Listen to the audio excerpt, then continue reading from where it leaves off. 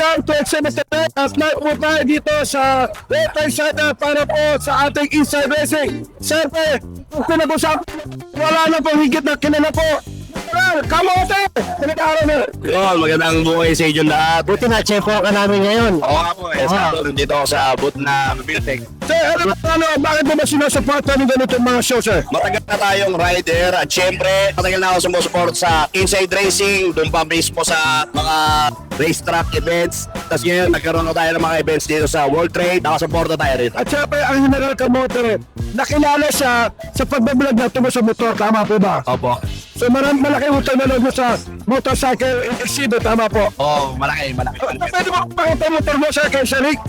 So, ito una yung Honda Winner X, ayan. Wala ganong pyesa na Winner X sa atin. So, ang nabili ko lang is yung rear set, yung tambucho, tapos nagparap na lang tayo na parang circuit concert. Tapos, naglagay tayo ng gulong at pinapowder coatan natin tong mags para magkaroon lang ng accent yung black. Tapos, nakalagay din dyan yung mga sponsors. Tapos, hindi pa tapos yung upgrades ko dito kaya may aabangan pa yung mga kaibigan natin. Ito naman yung Honda Giorno ko.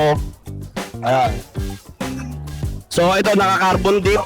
Carbon dip siya, hindi siya wrap. Pinasadya mo to. Opo, design namin to. Tapos ito, carbon talaga kay King Carbon Valenzuela. Tapos ito yung sa mga sponsors ko, ayan, Adeline. Ayan, tapos bomb run seat na mags. Bomb run seat na suspension.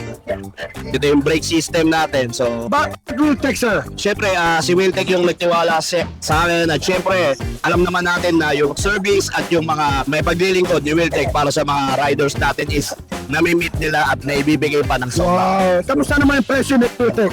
Rationable naman to sa mga end users natin dito sa Pilipinas. Maraming mga promo si Wiltec na talagang abot kaya at mapaghahandaan ang mga riders natin. Wow, sumasali mo ba kayo sa mga racing, sir? Dati madalas tayong sumali, Reebok, 2015, Jarius Uphill Climb Challenge, yung challenge ni Adventure Team Philippines.